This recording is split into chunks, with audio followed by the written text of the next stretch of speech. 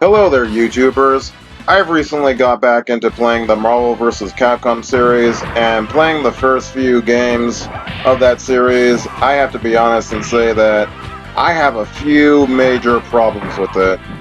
Honestly, I wasn't planning on doing a rant video. I mean, let's be honest here, there are plenty of YouTubers who do plenty of rant videos as it is, and just to name a few before we continue, I'd like to name a few, as Angry Joe, The Irate Gamer, we also have Dark Lord Jado, or DL Jado, and we also have The Lonely Goomba, and Yahtzee Croshaw Zero Punctuation, if you want to count him. Oh, and who can forget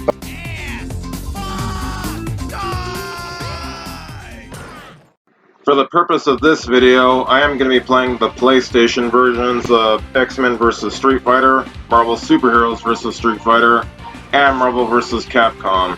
And just so you guys know, I'm not going to be showing any gameplay footage of Marvel vs. Capcom 2, 3, and Infinite, as I couldn't get video capture for any of those games, but I will talk about them. Looking at the roster, I have to say that I am kind of impressed with the choices they have. We have most of the X-Men, we also have Magneto, Sabretooth, Juggernaut, and the Street Fighter characters are all using their alpha designs, except for Chun-Li, which I have to say it's pretty cool. The gameplay is about what you expect, especially if you're familiar with playing Street Fighter. And I also have to say that some of the remixes of the Street Fighter characters' themes are pretty good. I wouldn't say that Chun-Li's theme in particular is my favorite version, but like I said, it is the first of its kind, so I can't really be too harsh about it. In fact, I'd say this is actually my second favorite of the Marvel vs. Capcom series. One of my favorite features of the Marvel vs. Capcom series is the combined combination combos of the characters you pick, and looking at all of them, I gotta say, it's pretty awesome to see combined combos chained together, and it's only gotten better with every installment. I just wish that the roster and subsequent games have gotten better, but I'll talk a bit more about it in a minute. For now, let me just say that they're not too hard to pull off as long as you have enough energy meter to pull out the special combos. Playing through the arcade mode a few times, it is interesting to see certain team-ups between the X-Men characters and Street Fighter characters, such as Cyclops teaming up with Ryu, Gambit teaming up with Ken, Storm teaming up with Charlie, and so on. Some team-ups I do find it pretty odd, like Sabretooth teaming up with Dhalsim or Juggernaut teaming up with Zangief, but whatever. It might have made some sense if there was a story mode dedicated to him teaming up, but since we don't get that, or any such story mode until Marvel vs. Capcom Infinite, it is kind of baffling why someone like Dhalsim would team up with someone vicious like Sabretooth. But like I said, this is the first of its kind, so I can't really complain too much. I am a little shocked that the stages aren't associated with either X-Men or Street Fighter characters. They're all pretty much generic, with the main exception being Apocalypse's stage, which, let me be honest, it's awesome. Of course, after fighting a handful of combatants, whether it be X-Men characters or Street Fighter characters, you're forced to fight Apocalypse after that. As cool as it is to fight Apocalypse as a Street Fighter character or X-Men character, I think it would have been nice if Akuma was also there, either before or after Apocalypse. I mean, it is X-Men vs. Street Fighter. I would imagine because Apocalypse is the main bad guy of the X-Men side, it only makes sense if Akuma was the main bad guy on the Street Fighter side. But that's just me thinking. Apocalypse is not too taxing, especially if you use your combined combos on him. And after beating Apocalypse, you are forced to fight your own partner that you've been playing with this entire time. Overall, I had a blast playing X-Men vs. Street Fighter despite its many faults, and it was a lot of fun, which is more than I can say for the following Marvel vs. Capcom games. Are you ready, true believers? Capcom and Marvel have joined forces once again to bring you in Marvel Superheroes vs. Street Fighter! Don't miss out on the enjoyment of a lifetime! Don't miss the most amazing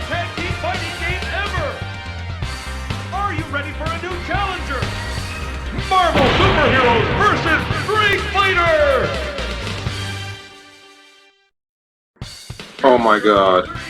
Are these really the best picks they can pick on the Street Fighter side? We have Ryu, Ken, Akuma, and Dan, which pretty much all play the same, and to a lesser extent Sakura. The only unique characters on the Street Fighter side are Zangief, Bison, Dhalsim, and Chun-Li.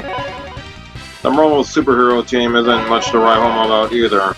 Sure, we got Spider-Man, Captain America, Hulk, Wolverine, Cyclops, but really? We have characters like Shima Gorath and Blackheart, two villains of Marvel superheroes that are not even shown in the Marvel vs. Capcom series, at least until Ultimate Marvel vs. Capcom 3.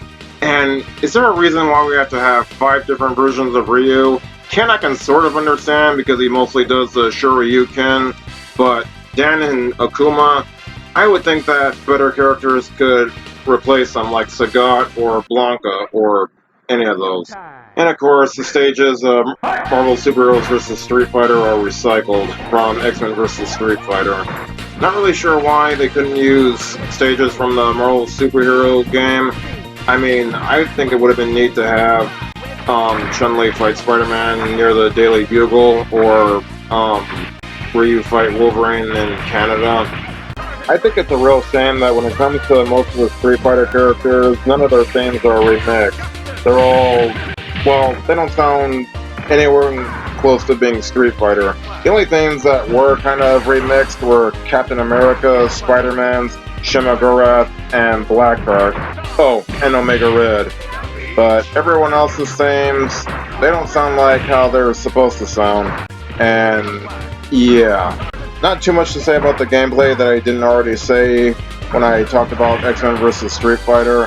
I mean, it's all pretty much the same, combined combinations and great special moves, so yeah, not too much to say in that regard. I'm also not sure why Apocalypse has to be recycled as the villain again, aside from he's responsible for making Cyber Akuma, I guess. But seriously, we couldn't have Thanos replace Apocalypse here. Would have been too overpowered to give Bison the Infinity Stones to make him Infinity Bison. But what do I know? Seems like a huge missed opportunity if you ask me.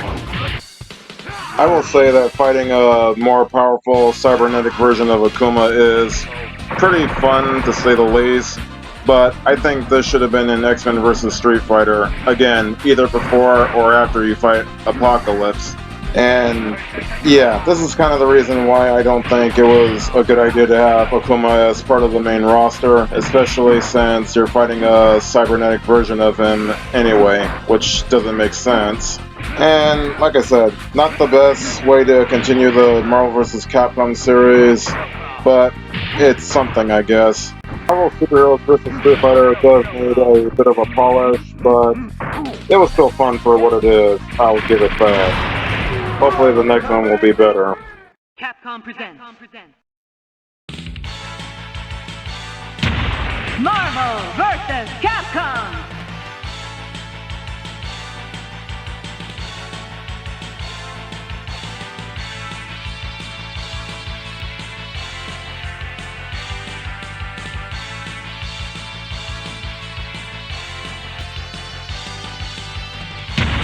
Marvel vs. Capcom! Marvel vs. Capcom!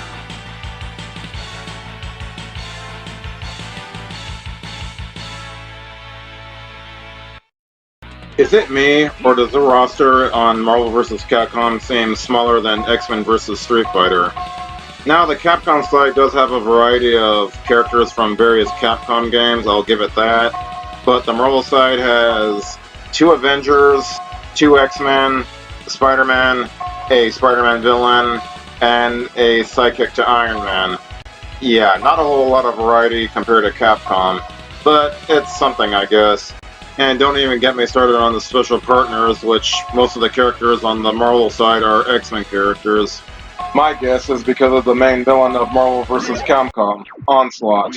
Now I will say that the stages in Marvel vs. Capcom are pretty great, at least they're not generic like they were in X-Men vs. Street Fighter or Marvel Superheroes vs. Street Fighter.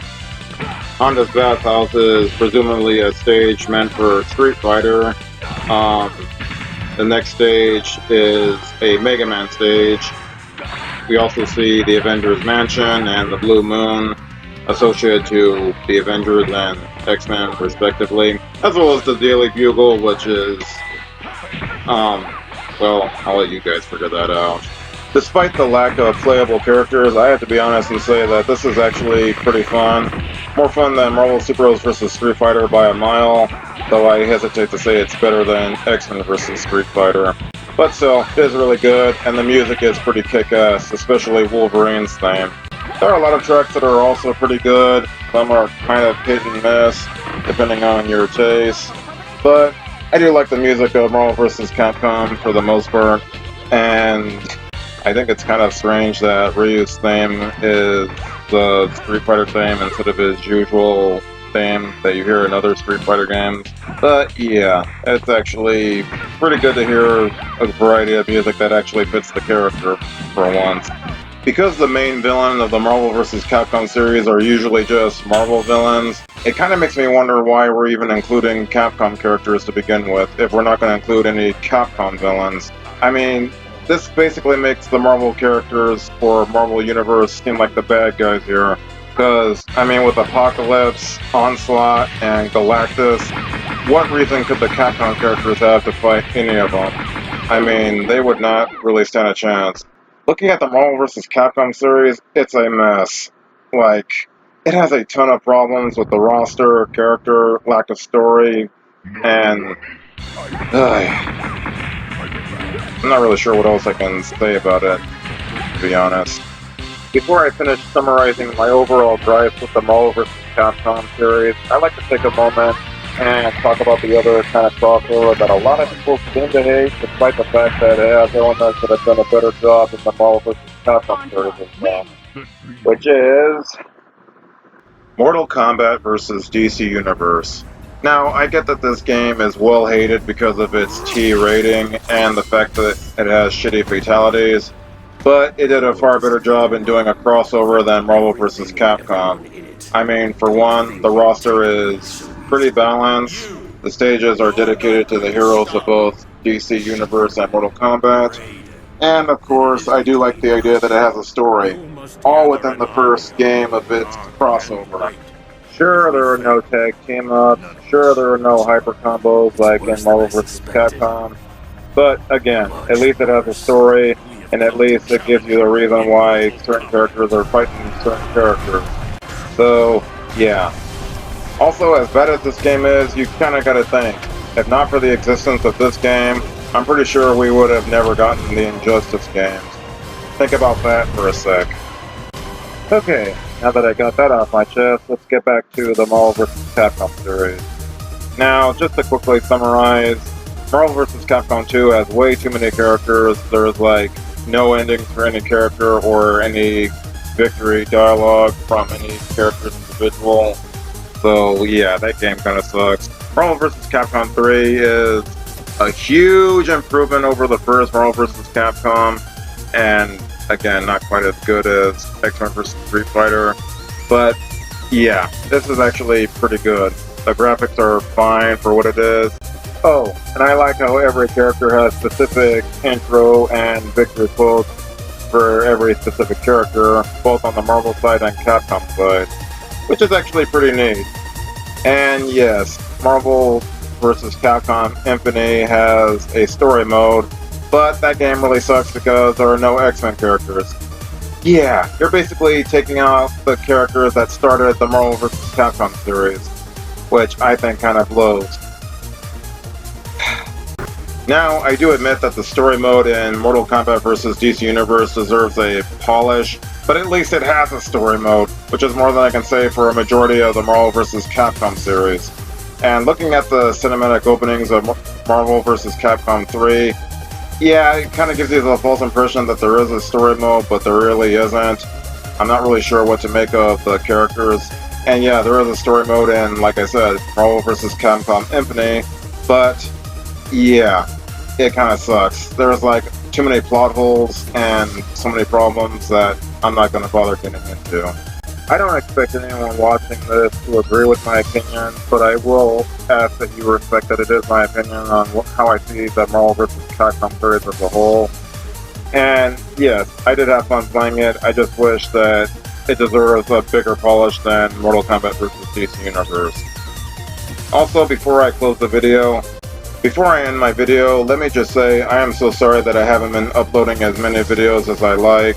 It's been pretty tough working 2 jobs, getting the COVID vaccine shots, but I do plan to do a better job of uploading as many videos as I can next month and the following months.